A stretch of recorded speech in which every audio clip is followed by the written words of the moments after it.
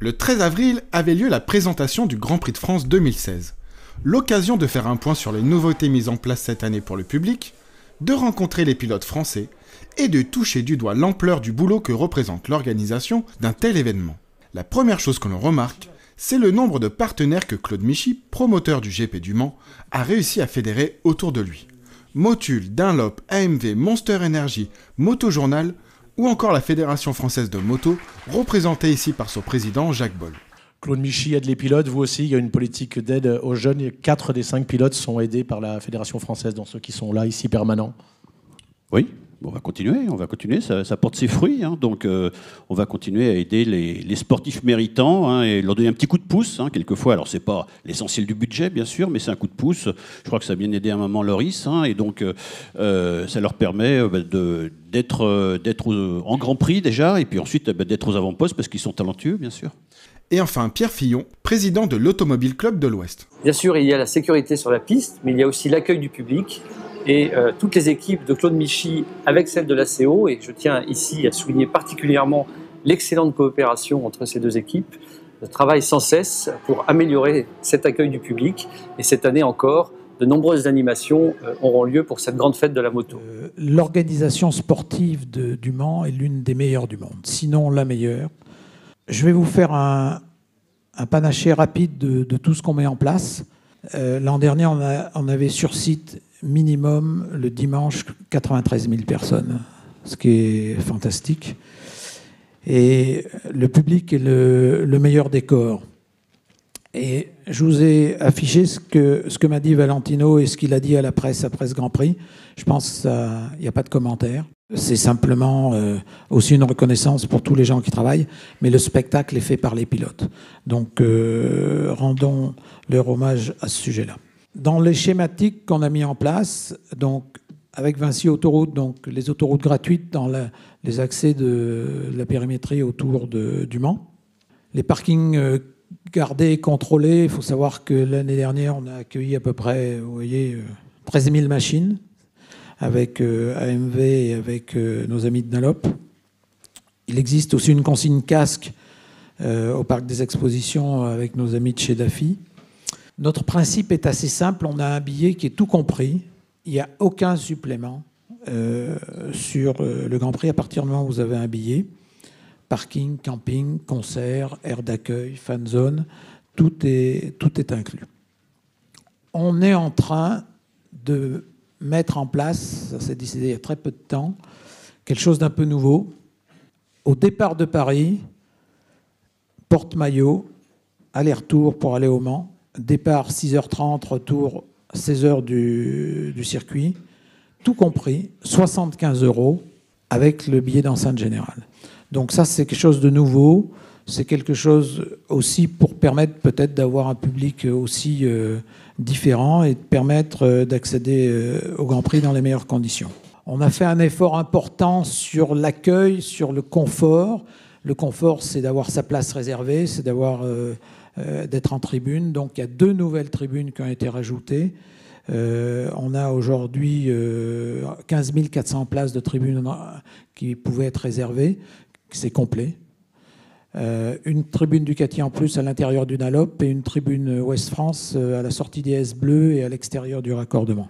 Toutes ces tribunes sont équipées aussi avec un écran géant pour que les gens puissent suivre la course.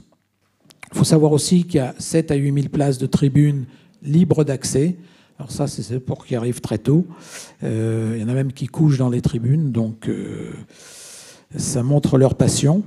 On avait mis en place il y a de longues années les baladeurs pour que les gens aient une meilleure audition, qu'en dehors du circuit ou dans sa proximité, ils puissent avoir aussi les informations. On distribue 80 000 baladeurs qui sont offerts avec le programme, bien sûr, avec nos amis de Motojournal, Pierre Orluc, Thomas Beaujard, qui font vivre l'intérieur, et donc avec leur père des motards cette année. La modernité fait qu'il y a une appli gratuite. Je ne dirai pas comment ça marche, mais il y a une appli gratuite pour suivre le Grand Prix aussi. La fan zone AMV, tout à l'heure, Franck Allard en a parlé. Alors ça, c'est quelque chose qu'on a créé il y a 3 ans, je crois, parce que les gens, le vendredi et le samedi, se promènent beaucoup. On faisait les concerts, on faisait la rencontre avec les pilotes, où ils ont la gentillesse de venir, et c'est le public qui pose les questions. Et on a occuper le créneau, je dirais 10h, 18h, qui a beaucoup de succès. Donc, il y a un certain nombre d'invités qui viennent, des gens, des journalistes, des team managers, des gens qui font partie intégrante de la vie des Grands Prix, mais aussi de nombreux lots à gagner, parce que je crois que c'est important. On a même permis à certains de venir sur la grille de départ, qui est, je pense, quelque chose d'assez exceptionnel pour les différentes épreuves. Notons aussi que les spectateurs du Grand Prix de France pourront assister à des démonstrations de stunts, des concerts et nouveautés cette année, à une exposition et des démonstrations de motos de course de temps. Pour ceux qui ne pourront pas se rendre sur place, la couverture médiatique prévue est extrêmement large. Presse écrite, radio avec RMC et télévision puisque France 3 diffusera le MotoGP et Eurosport assurera 21 heures de direct durant tout le week-end de course. Vous les pilotes, on va vous mettre en action, on va aussi vous mettre en perspective sur ce que vous faites, parce que finalement on pourrait faire tout ça, mais tout seul on n'y arriverait pas. On peut y arriver parce qu'il y a vous, parce qu'il y a la fédération, parce qu'il y a tous les partenaires, Claude, qui sont avec toi autour de ce Grand Prix de France. Et puis aussi parce qu'il ne faut pas l'oublier, je l'avais dit ici même l'année dernière, Claude Michy, ici présent, est quand même le seul et l'unique dernier organisateur en France capable d'organiser un Grand Prix de France international. On n'a plus de Grand Prix de France en Formule 1. Tu as réussi et tu réussis ce pari chaque année, donc bravo à toi pour cela, pour cette capacité de dire que la moto en France, elle n'a pas une place, elle a sa place. Alors, bon, maintenant, je vais laisser la parole à Rémi et aux pilotes parce que c'est pour eux que vous êtes là. J'espère qu'on n'a pas été trop long. Je vous remercie de votre attention et on répondra aux questions tout à l'heure, s'il le faut. Et je vais appeler d'abord Jules Danilo. Bonne surprise, c'est vous Jules, avec un premier beau Grand Prix déjà. Vous étiez très content à l'arrivée au Qatar, puis alors ça s'est terminé de façon superbe aux États-Unis. Le Qatar tout d'abord, racontez-nous. Bonjour à tous. Le Qatar, c'était un Grand Prix un peu difficile pour moi parce qu'on a eu 3 jours de test avant, ce qui a fait que tous les pilotes étaient assez rapides. Et avec une Moto 3, l'aspiration, ça faisait beaucoup. Donc, au qualif, j'étais pas très bien, mais j'avais un bon feeling sur la moto. Et en course, j'ai réussi à faire un bon départ et remonter assez rapidement sur le deuxième groupe. Pour le premier groupe, je pense que mes qualifs m'ont pas aidé, mais c'était une bonne course. On s'est bien battu avec Fabio, même s'il avait quelques problèmes. Et puis, oui, commencer l'année comme ça avec une 11e place, c'était ma meilleure perf en Grand Prix. 11e, mais surtout avec un petit écart avec la tête de course. Donc, ça me donnait un peu plus de confiance pour la suite. Le Grand Prix de France commence à avoir un petit peu d'expérience. Malgré tout, ça vous met une pression particulière. Souvent, les pilotes français sont très sollicités et on voit qu'ils réussissent parfois. Bon, il y a eu les exemples de Louis Rossi et de Mike Di Meglio, mais souvent, on voit les pilotes français en difficulté au Grand Prix de France. Vous savez gérer maintenant tout ça ? Niveau statistique, j'ai fait 3 Grands Prix de France, une wildcard et 2 Grands Prix. Je suis tombé aux 3 Grands Prix. Donc, la piste, c'est une piste que je connais assez bien. On a beaucoup roulé là-bas en championnat de France, etc. Mais voilà, j'ai pas vraiment d'explication à pourquoi ça se passe mal. J'aimerais bien cette année rectifier le tir. C'est ce qu'on vous souhaite. Merci. Merci beaucoup. Après Jules, on va appeler maintenant un garçon qui a gagné 2 Grands Prix dans sa carrière, qui avait débuté le Grand Prix au Qatar la saison dernière en gagnant le Grand Prix. Alexis Masbou.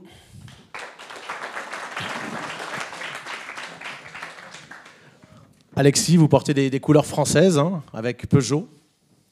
Bonjour à tous. Oui, c'est vrai, l'arrivée de Peugeot qui m'a fait confiance pour cette année 2016. Un nouveau projet, un nouveau défi qui n'a pas commencé comme je le souhaitais. C'est sûr que l'an dernier, à la même époque, ici, j'avais déjà gagné un Grand Prix et j'avais de grandes ambitions. Cette année, je n'ai pas encore scoré mon premier point. C'est quoi cette machine? Donc c'est une Mahindra, en quelque sorte, cette Peugeot. Les différences avec ce que vous aviez l'année dernière comme matériel? C'est des motos complètement différentes. Après, chaque constructeur a un peu sa vision des choses. KTM, Honda sont des motos très différentes. Mahindra et Peugeot, c'est encore une autre vision des choses. on a la chance d'avoir un châssis très performant qui nous permet de freiner très tard, de pouvoir passer beaucoup de pilotes sur ces phases-là de freinage, d'avoir beaucoup de vitesse de passage en courbe. Malheureusement, ce qui nous manque encore pour l'instant, c'est du moteur, de l'accélération, de la vitesse. Mais c'est peut-être des choses qu'on peut travailler plus facilement que modifier un châssis. Donc on y est tous les week-ends, on essaye de faire progresser cette moto. Merci. Merci beaucoup. Alexis. On va appeler maintenant le 3e pilote Moto 3, Fabio Quartararo, que je vous demande d'applaudir. Bonjour Fabio. Bonjour à tous. Changement d'équipe. Oui, voilà, ça a été un changement. On l'a fait vraiment à 100%. On savait que le team Léopard était un très bon team puisqu'il a été champion du monde en 2015. Alors, ils ont changé de moto. Pour moi, ça a été quelque chose de le plus évident parce que c'est la chose la plus difficile que j'ai eue pour l'instant en début de saison. Alors, il faut s'habituer. C'est plus difficile qu'à s'habituer avec la Honda. Alors, il faut qu'on travaille de plus en plus. Alors, si on regarde les chiffres, si Jules Danilo, c'est le gros progrès par rapport à l'année dernière sur les 3 premiers Grands Prix, vous, malheureusement, Fabio, 13e, alors que vous avez fait notamment une 2e place aux États-Unis. Comment vous vivez ça? Pour l'instant, c'est difficile? Un petit peu, mais c'est vrai que c'est difficile à s'habituer à cette moto, mais petit à petit, on s'habitue. C'est vrai qu'à Austin, on a fait un grand pas en avant, même si j'ai encore fait une 13e place. Alors, cette moto est plus difficile à comprendre que la Honda, alors il faut travailler de plus en plus. C'est vrai qu'il faut pas mal de roulage pour s'habituer. Alors pour moi, c'est un nouveau challenge d'être avec cette nouvelle équipe et cette nouvelle moto. Du coup, en étant pour l'instant avec simplement 9 points au classement, c'est votre objectif, la victoire, ou déjà un podium, ce serait pas mal en Andalousie? Déjà un podium, c'est pas mal parce qu'on a fait 3 13e places. Alors déjà, on va essayer d'avoir le podium avant de penser à la victoire. Allez, c'est ce qu'on vous souhaite. Merci. On va accueillir maintenant le plus grand des pilotes par la taille, ancien pilote de Mondial Superbike, Loris Baz. Seul pilote français en MotoGP pour prendre la succession de Randy Le Pugnet. Alors, si Fabio n'a pas de chance, vous, c'est pas simple non plus depuis le début de saison, Loris. Non, c'est vrai que ça n'a pas été le début de saison en termes de résultats et de classement que j'attendais après tous les essais hivernaux, mais après, voilà, il y a du potentiel, il y a beaucoup de points positifs et l'avantage des saisons de MotoGP, c'est qu'elles sont super longues et qu'il y a 18 Grands Prix, donc on va avoir le temps de se refaire. Alors les autres pilotes, ils ont beaucoup de nouveautés avec le boîtier électronique, avec les pneumatiques, mais vous en plus, vous avez changé d'équipe, changé de machine, vous avez tout découvert en fait à l'intersaison. Voilà, j'ai tout redécouvert. Déjà l'an dernier, quand j'étais ici, je disais que je devais tout découvrir en MotoGP vu que c'était ma première saison, et cette année, j'ai encore changé complètement de team, de machine, mais ça se passe plutôt bien. Dès le début des essais hivernaux, j'ai eu un super feeling avec cette moto, on a fait de super résultats. On a souvent été dans les 10 premiers tout l'hiver. Je crois que j'ai terminé 5e ou 6e en Australie. Et voilà, ça progresse. J'ai fait ma première Q2 direct en terminant 8e des essais à Austin. Donc c'est une machine qui a un gros potentiel. Je pense que ce qu'a fait la Dorna avec ce changement de boîtier électronique, c'est positif pour les pilotes qui sont dans des teams à budget réduit, entre guillemets. Ça permet d'être, on a vu les 15 premiers en 1 seconde et demie en MotoGP. Ça fait énormément d'années qu'on n'a pas vu ça. Donc c'est plein de changements qui sont positifs je pense même pour les spectateurs pour regarder les Grands Prix. Pour conclure, on voit votre coéquipier qui est 6e du championnat en ce moment, très proche des 5 premiers, Hector Barbera. Quand on voit le potentiel de la machine, on a le sentiment que même pour vous, ça doit être une bonne nouvelle, même si pour l'instant vous êtes frustré. Et en voyant ce que fait Hector, vous sentez bien que vous allez pouvoir faire des gros coups cette année. C'est quoi votre objectif? L'objectif depuis le début de la saison, je le dis, c'est d'être dans les 10 premiers le plus régulièrement possible. Donc voilà, j'ai réussi à terminer une course même si je suis tombé à Austin. J'ai marqué un premier point, donc voilà, on va essayer de laisser un peu cette malchance, et il n'y a pas que eu ça. Sur le premier Grand Prix, c'est moi qui me suis complètement loupé, mais sur les 2 derniers, il y avait moyen d'accrocher un top 5 et un top 10. Voilà, la moto elle a un gros potentiel, Hector il le prouve, et moi petit à petit je me rapproche de plus en plus d'Hector. J'étais plus vite que lui aux États-Unis, ce qui n'avait pas été le cas depuis que j'étais monté sur la moto. Donc moi je progresse énormément, la moto elle a du potentiel, donc c'est sûr qu'à un moment donné ça va finir par payer. Merci Loris. Merci à vous. Et puis on va terminer bien évidemment par notre champion du monde, Johan Zarco, que je vous demande d'applaudir. Champion du monde Moto 2 l'année dernière.